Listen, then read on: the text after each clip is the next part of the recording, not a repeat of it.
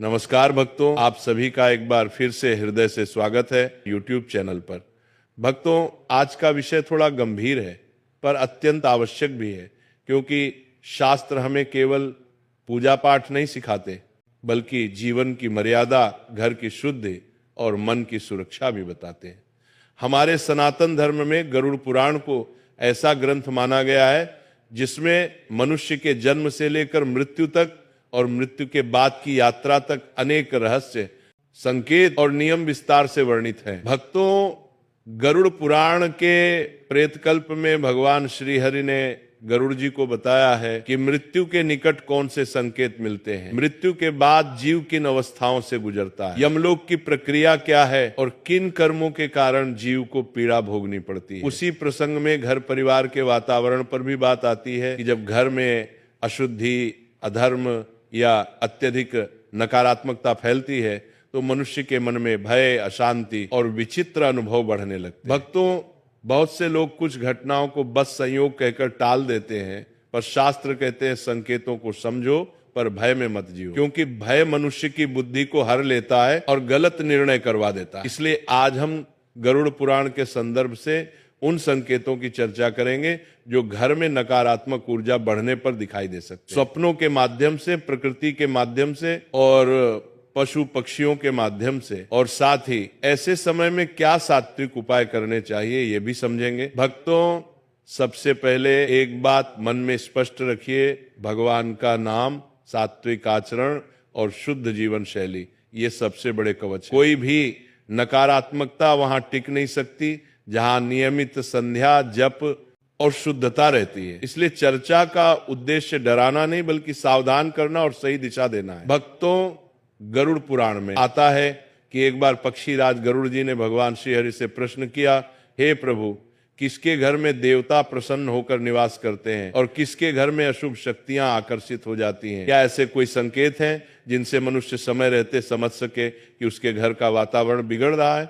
तब भगवान श्री हरि ने गरुड़ जी को अनेक रहस्यमय बातें बताई जिनका सार हम आज आपके सामने रखें। भक्तों, शास्त्र का सिद्धांत बड़ा स्पष्ट है, जहां लक्ष्मी का वास होता है वहां शुद्धता, परिश्रम, मर्यादा और सदाचार रहता है, और जहां घर में निरंतर कलह, अपवित्रता, अनैतिक आचरण और ईश्वर विमुखता बढ़ती है वहां दरिद्रता, तनाव, भय और अस्थिरता प्रवेश करने लगती है। ये सब केवल बाहरी नहीं होता, कई बार ये मन और परिवार के स्वभाव में भी उतर जाता है। भक्तों, अब प्रश्न उठता है कि घर में ऐसी नकारात्मकता आती ही क्यों है? गरुड़ पुराण की भाषा में कहा गया है कि जैसे सभी जीवों को आहार चाहिए, वैसे ही प्रेत योनि की कल्पना में भी आहार का वर्णन मिलता है, पर इसका एक व्यावहारिक अर्थ भी है। जहां गंदगी, दुर्गंध, बासीपन और असंयम होता है वहां वातावरण भारी हो जाता है, और भारी वातावरण मन को तोड़ता है, नींद बिगाड़ता है, क्रोध बढ़ाता है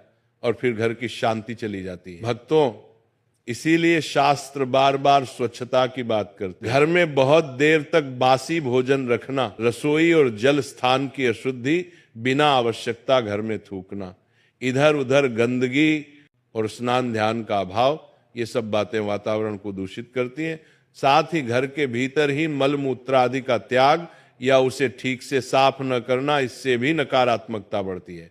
भक्तों, शास्त्र ये भी कहते हैं कि जिस घर में नियमित व्रत, उपवास, पूजा पाठ या कम से कम भगवान के नाम का स्मरण नहीं होता और जहां दिनचर्या पूरी तरह भोग विलास और आलस्य में डूब जाती है, वहां मन का तेज घटने लगता है।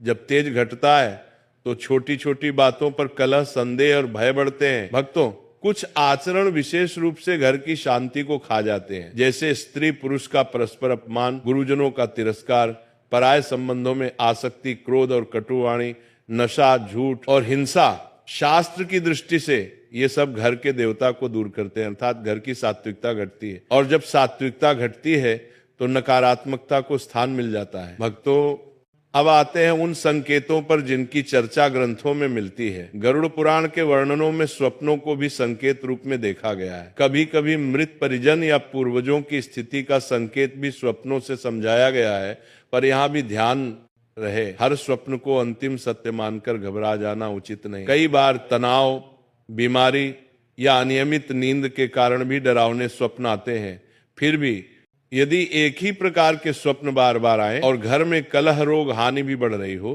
तो सतर्क होना चाहिए। भक्तों, यदि स्वप्न में घोड़ा, हाथी, बैल जैसे प्राणी विकृत रूप में दिखें या क्रोध करके आक्रमण करते प्रतीत हों, यदि आप स्वयं को बेड़ियों में बंधा अनुभव करें, यदि स्वप्न में आपके पूर्वज अत्यंत मलिन वस्त्रों में दिखें, उदास हों या भूख प्यास से व्याकुल प्रतीत हों, तो शास्त्र की दृष्टि में यह संकेत माना गया है कि पितृ शांति की आवश्यकता है। भक्तों, कुछ लोग ये भी बताते हैं सोकर उठने पर बिस्तर की स्थिति विचित्र लगती है, जैसे शरीर अनजाने में दूसरी दिशा में हो गया हो। ये बात कभी कभी शारीरिक कारणों से भी होती है, पर यदि ये बार बार हो, साथ में मानसिक घबराहट बढ़ रही हो, तो दिनचर्या सुधारिए, घर की शुद्धि रखिए और नाम स्मरण बढ़ाइए। भक्तों, यदि स्वप्न में कोई पशु पक्षी मनुष्य की भाषा में बोलता दिखाई दे या बार बार चोरी, भागना, अंधेरा, श्मशान, भय और पीछा किए जाने जैसे दृश्य आए, तो शास्त्र के अनुसार यह संकेत माना गया है कि घर के वातावरण में भारीपन बढ़ रहा है। ऐसे समय में डरने के बजाय सात्विक उपायों की ओर बढ़ना चाहिए। भक्तों, अब कुछ संकेत घर के भीतर के व्यवहार और घटनाओं से भी समझ में आते हैं, जैसे घर में बिना कारण लगातार क्लेश, धन आते ही अचानक किसी न किसी परेशानी में बह जाना, परिवार के सदस्य का बार बार बीमार पड़ना, बच्चों का डर जाना, नींद का टूटना, घर में पूजा स्थान के प्रति अरुचि बढ़ना और छोटी बातों में अपमान क्रोध का उभर आना।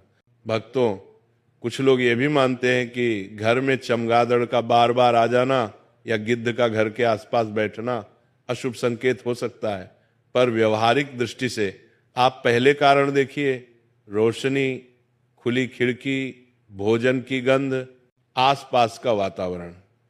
फिर भी यदि ऐसे संकेतों के साथ घर में तीव्र शांति भी बढ़े तो शुद्धि और साधना बढ़ाना हितकारी है। भक्तों, एक और संकेत की चर्चा मिलती है।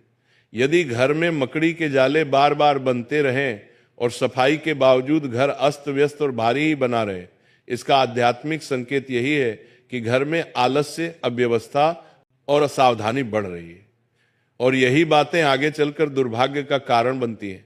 इसलिए इसे संकेत मानकर घर की व्यवस्था, स्वच्छता और नियमितता बढ़ाइए। भक्तों, अब यहाँ एक महत्वपूर्ण बात सुनिए।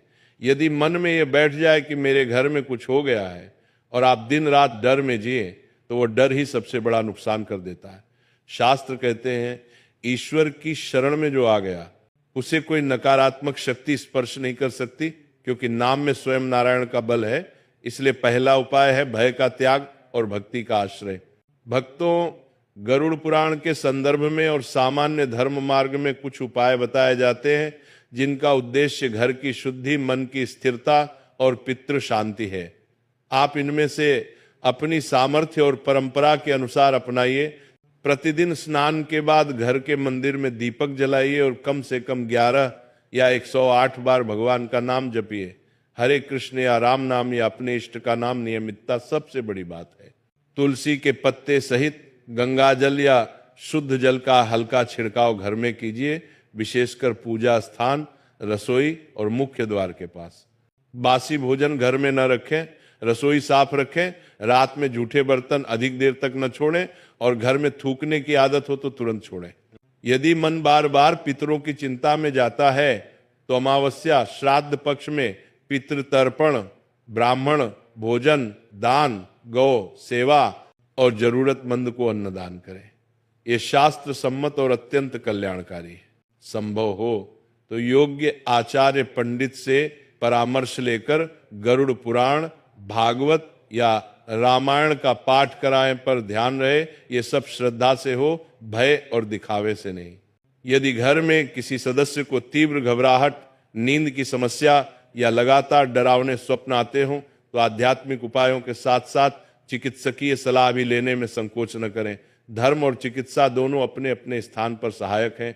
भक्तों, कई बार हम बाहरी शक्ति खोजते रहते हैं, पर वास्तविक कारण हमारे भीतर की असावधानी, क्रोध, वाणी का कटुपन और जीवन की अनियमितता होती है। जब हम उठने, बैठने, खाने, पीने, बोलने, चालने को शुद्ध कर लेते हैं तो बहुत सी समस्याएं अपने आप शांत होने लगती हैं। और जब घर में सत्संग, भजन और प्रभु का स्मरण बढ़ता है तो घर की हवा तक बदल जाती है। भक्तों, इसलिए यदि आपको ऊपर बताए गए संकेतों में से कुछ अनुभव होते हैं तो घबराइए मत। सबसे पहले घर की सफाई, दिनचर्या और संबंधों की मर्यादा सुधारिए। नियमित पूजा, नाम जप और दान को जीवन का हिस्सा बनाइए। पितरों के प्रति आदर रखिए, उनके लिए प्रार्थना कीजिए और उनके नाम पर किसी जरूरतमंद की सहायता कर दीजिए। ये उपाय बहुत शांति देता है। भक्तों, आज की वीडियो में बस इतना ही। यदि आपको ये जानकारी उपयोगी लगी हो तो कृपया कमेंट में लिखकर बताइए कि आप किन विषयों पर आगे वीडियो चाहते हैं। पितृ शांति, गृह शुद्धि, स्वप्नों के अर्थ या गरुड़ पुराण के अन्य प्रसंग। इस वीडियो को अपने परिवार और मित्रों के स्थान पर अपने प्रिय भक्तों के साथ साझा कीजिए और चैनल को सब्सक्राइब अवश्य कर लीजिए। फिर मिलेंगे एक नए विषय के साथ। तब तक के लिए प्रभु का नाम लेते रहिए और घर में शांति